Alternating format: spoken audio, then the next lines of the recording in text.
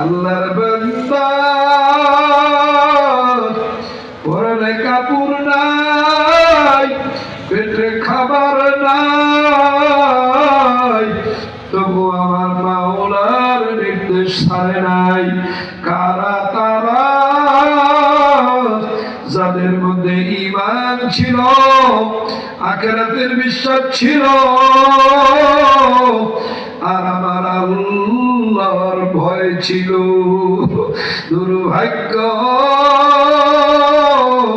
দুনিয়া 100 বুঝি,